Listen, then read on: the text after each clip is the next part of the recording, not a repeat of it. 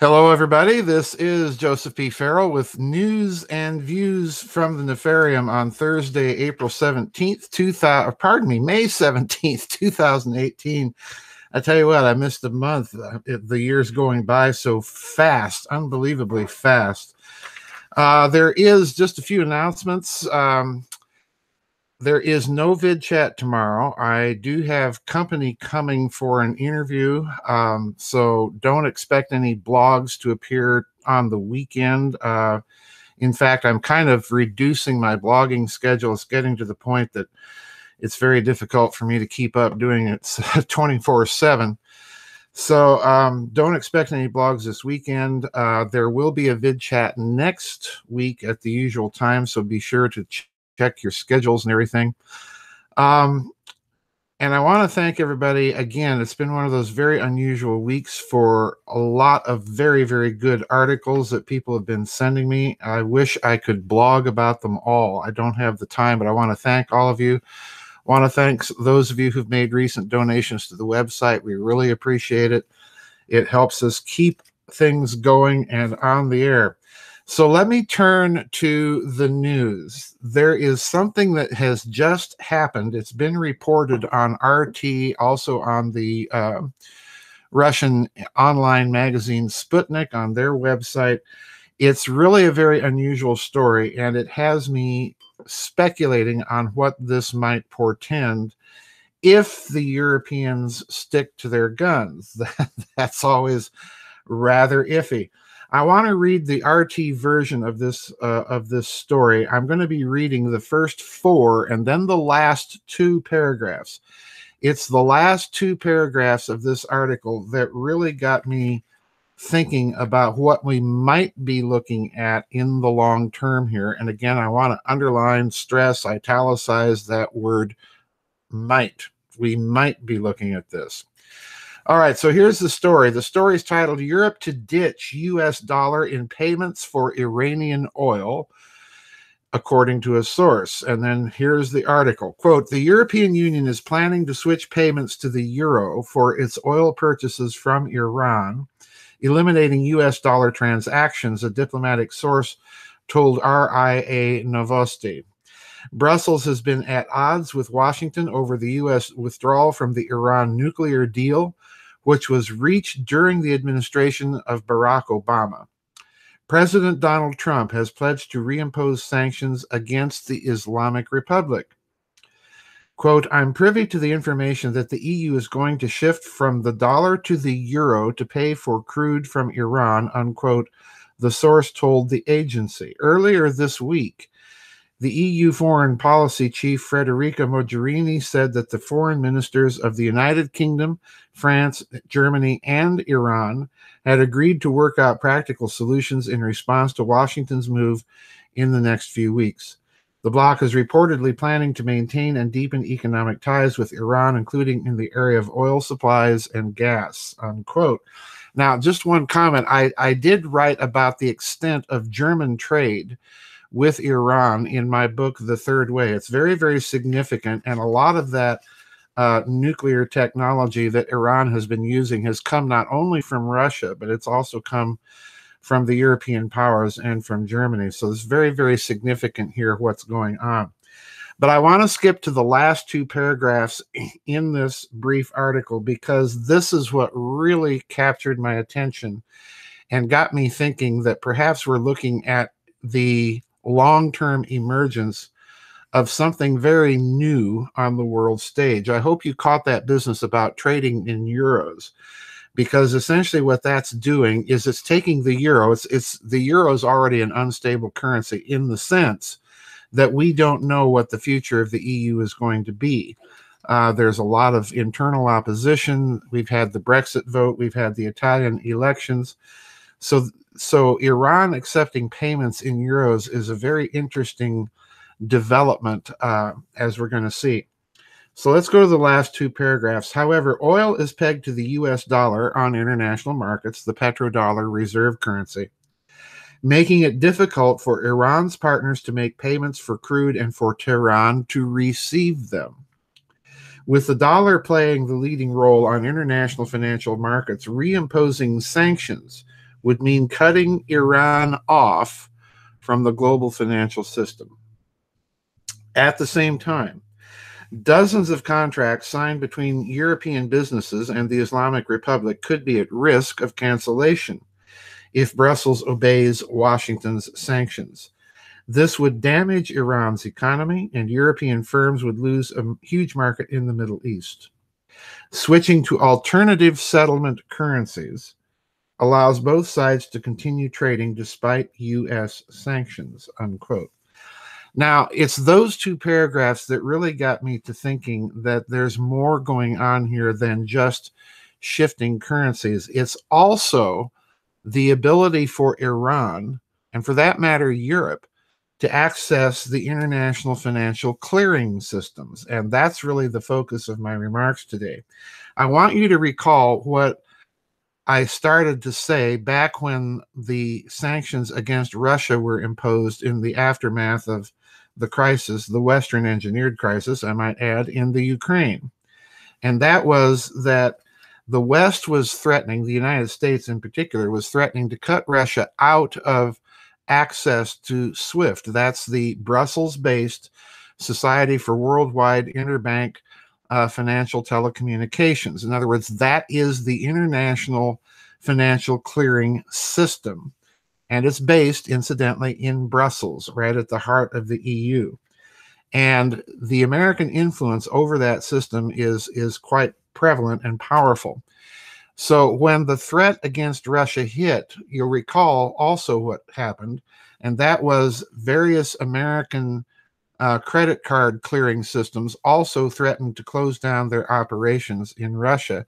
Russia retaliated by passing a law insisting that any American credit card companies had to have their clearing systems based in Russia in order to do business in Russia. Then Russia introduced its own state-sponsored credit card and worked on its own internal clearing systems, which it has up and running. But the biggest thing that I suggested we would see happen is that Russia and China would begin building out a parallel alternative international financial clearing system to the Society for Worldwide Interbank Financial Telecommunications, aka SWIFT, all right? And this indeed has happened. And in the interim, the other development that we saw happen was that Japan, you'll recall, allowed Russia access to its Japanese clearing system, which was in wide use throughout the Western Pacific, all right? So in other words, what we've seen happening is a build out of a redundant parallel international financial clearing system, which is not in Western hands, as that is to say, in American hands.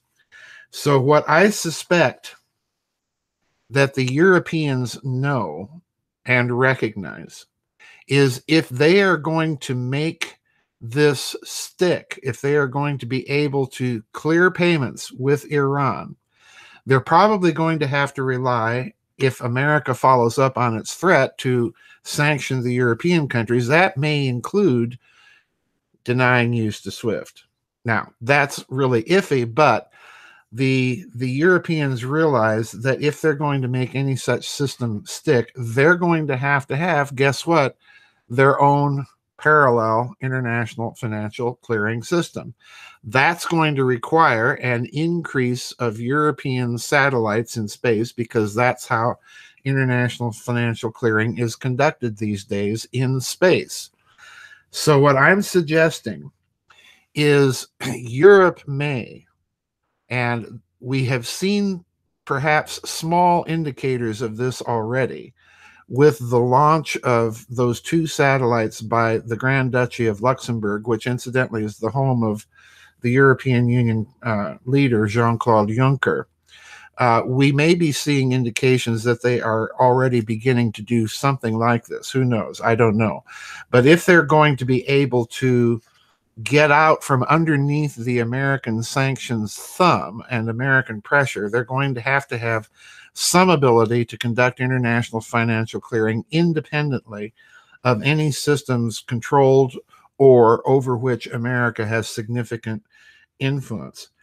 So I'm suggesting we're going to see the emergence of a parallel system over time. And again, this is a prediction. If this development geopolitically is going to stick, eventually the Europeans are going to be thinking that they're going to have to do something like this. Now, the second thing that I think we might be looking at here is something entirely new in the geopolitical financial history of the world. We haven't seen something like this for a very, very long time. Certainly not in the last 500 years. In the last 500 years, we have been living primarily in a reserve currency unipolar world. In other words, the reserve currency has always been in the possession of the predominant sea power in the world. Venice, Spain, Portugal, then France, the Netherlands, and then, of course, finally the British Empire. And then, of course, it migrates over the seas to the United States. So in other words, we've been living in a reserve currency unipolar world. We have to go back really to the Middle Ages and even all the way back to the classical era, where we see different reserve currencies all in use at the same time. Now, the reason I'm thinking that we're looking at the re-emergence of that kind of multipolar reserve currency world is the fact that we've already seen agreements between India and Iran to exchange rupees for oil. So in other words, they are bypassing the dollar completely even before the sanctions were lifted. We've seen similar bilateral currency trading agreements between Russia and China, agreeing to bypass the dollar and deal directly in renminbi and in rubles. I suspect that that was a similar move that was behind Japan's offer to Russia to allow Russia access to Japan's clearing system a couple of years ago.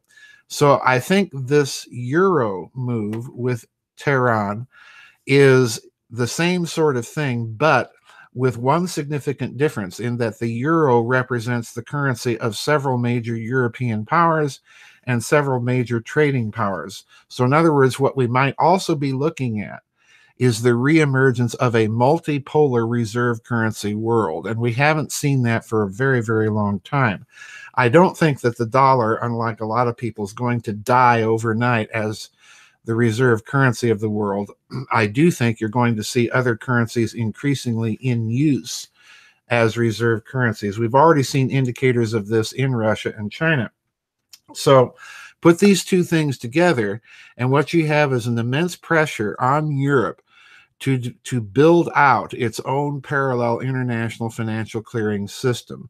Just as you see the BRICS bloc doing, as you see Russia and China doing, I think you're going to see Europe do this, because this is the only way really to get out from underneath the thumb of the American dollar hegemon. So we might be looking at the beginning here with this story of a very, very long process that we probably aren't going to see the end of for at least a couple decades, unless they're in a hurry. So watch this story, folks. Be on the lookout for stories that might indicate that Europe is deciding to go ahead with its own international financial clearing system. Now, one final point in that regard. I don't think that you're going to see either Brussels or Paris or Berlin or London coming right out and saying, hey, we're going to build out our own parallel international financial clearing system. They're not going to do that until after most of that system is already built. Once they get that up and running in outer space, then they'll make the announcement. So in other words, we've got at least 3, if not more, competitors to set up international financial clearing systems in space-based systems. That's the new space race, folks. And that means, like it or not, they're going to have to protect those assets. That means the militarization and weaponization of space. So very huge, significant story. This is one I think absolutely to watch. I want to thank all the people again that found this story. It left me rather dumbfounded, but again, I want to thank all of you who shared this story in any of its various versions that you sent me. So don't forget, no vid chat tomorrow. I do have interviews this weekend. Don't look for any blogs this weekend. We do have vid chat next week.